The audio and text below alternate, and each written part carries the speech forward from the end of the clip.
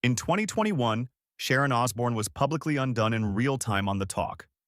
Not by a tabloid scandal, not by infidelity, but by a few raw minutes of live television that spiraled beyond her control. For someone who had survived far worse, an abusive childhood, financial betrayal by her own father, cancer, and even a near-fatal attack by her husband during his addiction, that moment became the most destabilizing of her life. To understand why, you have to understand who Sharon Osbourne really is. Raised by power, hardened by chaos, Sharon grew up inside the brutal machinery of the music business. Her father, Don Arden, ruled with intimidation and volatility. At home, rage wasn't an exception. It was the atmosphere. She learned early, affection was conditional power, was currency, survival required vigilance. By her teens, she was already working in her father's office, absorbing how deals were made, how artists were controlled, and how fear moved money. Those weren't lessons she chose. They were imposed. They would later make her formidable. Saving and marrying a man everyone else gave up on. At 19, Sharon met Ozzy Osbourne, freshly fired from Black Sabbath and spiraling in addiction. Where others saw liability, Sharon saw raw talent. She took over managing him. Then she fell in love with him. Then she built his solo career from nothing. They married in 1982. What followed was not a fairy tale. Ozzy's addictions were severe. Rehab cycles were endless. In 1989, during a blackout, he tried to strangle her. He was arrested for attempted murder. Sharon did not press charges. She later explained it in one devastating line. She knew the difference between the man and the disease. She stayed and turned chaos into an empire. Platinum albums, global tours, and the creation of Ozfest, one of the most successful rock festivals in history. She was managing a superstar while holding together a man who could barely survive himself. Betrayed by her own father. Then came the deepest cut. Sharon discovered her father had secretly siphoned Ozzy's earnings for years. She sued him. She won.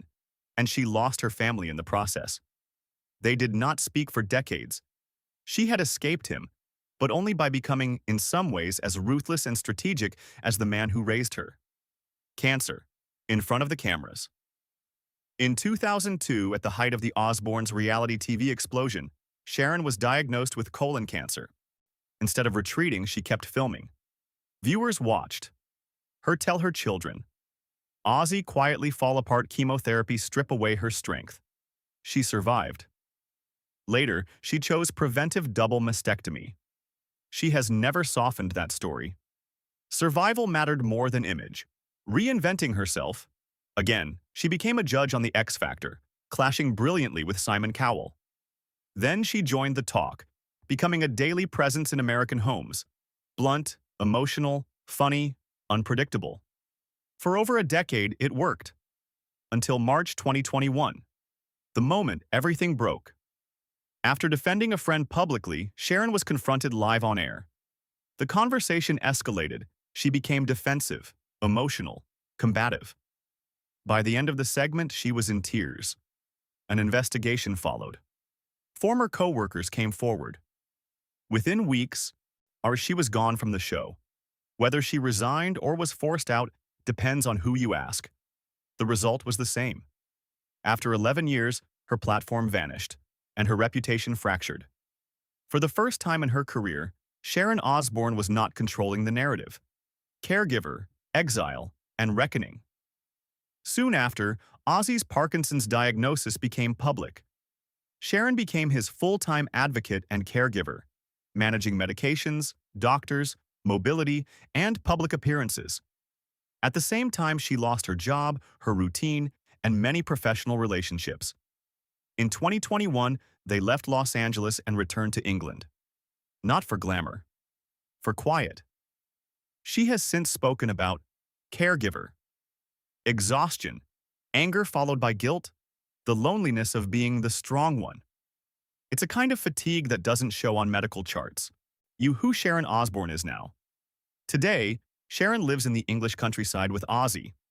She's honest about her cosmetic surgeries, honest about mistakes, honest about being too hard sometimes. Her children, Kelly, Jack, and Amy, are adults now, each having navigated fame in their own way. She speaks softly about grandchildren. The woman raised in emotional scarcity has learned late in life how to give affection freely. That may be her quietest victory. The truth about Sharon Osbourne. She is a survivor of violent men, a builder of careers and empires, a woman who stayed when leaving would have been easier, someone who has hurt people and been hurt deeply in return, a public figure who paid dearly for speaking without filters, a caregiver watching the love of her life decline. She is both formidable and flawed. Yeah, and that duality is the point. Sharon Osbourne was never meant to be easy, soft, or palatable. She was built in fire. And even now, stripped of platforms, older, quieter, carrying decades of damage, she remains exactly what she has always been: unmanageable, unfinished, and entirely herself.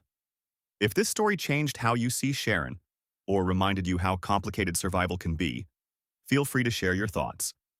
I'm here if you'd like similar deep dives into other Hollywood lives.